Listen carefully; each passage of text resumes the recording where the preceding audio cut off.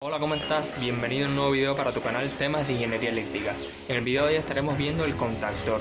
Mi nombre es Joel y te mando un fuerte saludo. Esto empieza ahora. Bueno, esto que está aquí es un contactor.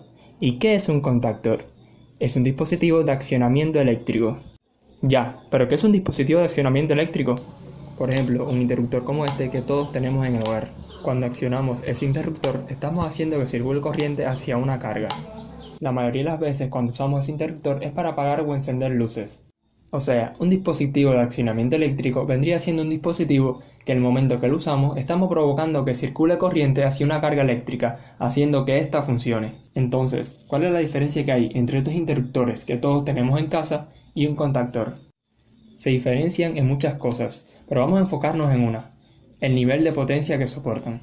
Estos interruptores solo suelen aguantar un aproximado de 10 amperes, algunos un poco más, otros un poco menos, pero siempre es una cifra muy aproximada a los 10 amperes. Sin embargo, los contactores están diseñados para soportar grandes niveles de corriente. Digamos que, por ejemplo, queremos accionar el motor de un ascensor. Si usamos un interruptor como este, se quemaría. Habría que usar un contactor, ya que ellos sí soportan esos grandes niveles de corriente que usa el motor de un ascensor. Otro ejemplo hipotético es que, por ejemplo, quieras encender 300 luces de un estadio con un solo dispositivo. Nuevamente, no podemos usar un interruptor como estos para esta situación, porque se quemaría. Sin embargo, un contactor sí sería capaz de soportar esos grandes niveles de corrientes para tantas luces. Otra cosa es que el contactor también es una pieza fundamental en la automatización de procesos. Se usan también en los arranques estrella delta para motores. A este tema también le pienso hacer un video, pero ahora te lo voy a explicar así superficialmente. Ustedes saben que el momento que un motor arranca, su corriente de arranque es grandísima y, a pesar de que dura poco tiempo, a largo plazo le puede hacer daño al motor. Pero a través de la conexión estrella delta podemos hacer que la corriente de arranque sea más pequeña de lo normal, y esta conexión se hace con contactores. También podemos arrancar motores directo a línea a través de contactores. Para aquí tenemos un contactor. Están los contactos principales, que son 1, 3 y 5, que es por donde vamos a alimentar, y el 2, 4 y 6, que es lo que van directo al motor. Ahora vemos los contactos A1 y A2, que no son más que los bornes de una bobina. Cuando alimentamos a esa bobina, ella provoca que los contactos principales se cierren y circule corriente hacia el motor. Hasta que no alimentemos la bobina, los contactos van a permanecer abiertos y el motor no va a funcionar. Aquí al lado nos pone el voltaje de la bobina, 24 voltios de corriente directa. Esa es otra ventaja del contactor, que nos permite manipular grandes niveles de potencia a través de pequeñas potencias. O sea que con 24 voltios, por ejemplo, podemos hacer que un motor que trabaja a 380 voltios empiece a funcionar. Por cierto, el hecho de que le llegue corriente o no a la bobina sí lo podemos controlar con un interruptor de estos que tenemos en casa, porque las bobinas de los contactores consumen muy pocos amperes. Ahora vemos que este en particular tiene dos contactos auxiliares, uno que pone NO y otro que pone NC. NO significa Normally Open, normalmente abierto, y NC significa Normally Closed, normalmente cerrado.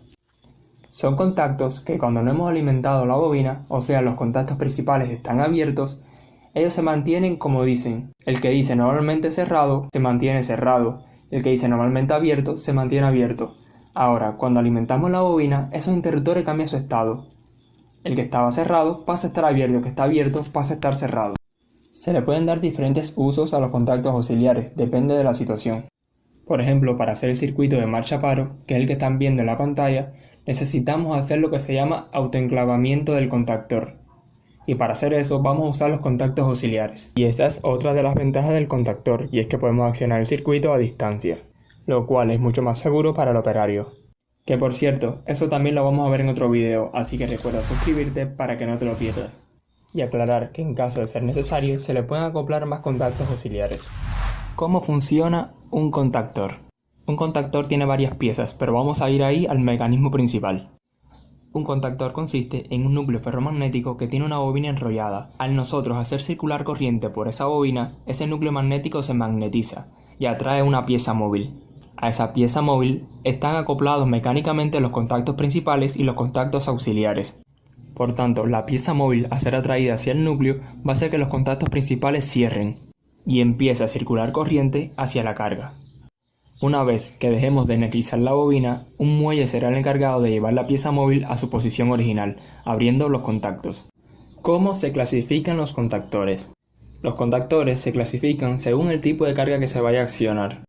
Además del tipo de carga, depende también del tipo de corriente con el que trabaje la carga. Los hay para accionar cargas que trabajen con corriente alterna y para accionar cargas que trabajen con corriente directa. En este video vamos a ver las clasificaciones de los contactores que trabajan con corriente alterna. AC1.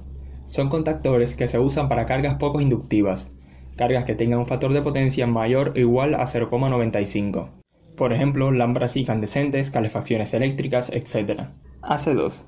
Indicados para usos en corriente alterna y para el arranque e inversión de marcha en motores de anillos, por ejemplo centrifugadoras. AC3. Indicado para arranques largos a plena carga de motores asincrónicos de jaula de ardilla, como por ejemplo compresores, grandes ventiladores, aires acondicionados, etc. Hay más clasificaciones, estas son solo algunas de ellas. Cada una de estas clasificaciones viene normada para la potencia y la corriente que aguanta sus contactos. ¿Qué tenemos que tener en cuenta a la hora de elegir un contactor? Lo primero es pensar en el tipo de carga que vamos a accionar, ya que no todos los contactores sirven para todas las cargas. Están los AC1, AC2, AC3, AC4, lo que vimos anteriormente. Por ejemplo, este contactor nos pone que es tipo AC3 y tiene una tabla que nos indica, según el voltaje que vayamos a conectarle, qué potencia soporta sus contactos. Por ejemplo, la tabla pone que si lo conectamos a 230 voltios, los contactos van a soportar 2,2 kW. Y si lo conectamos a 400 volts, va a soportar 4 kW. Y bueno amigos, hasta aquí el video de hoy, espero que les haya sido útil, recuerda suscribirte si no lo has hecho aún, y nos vemos en la próxima.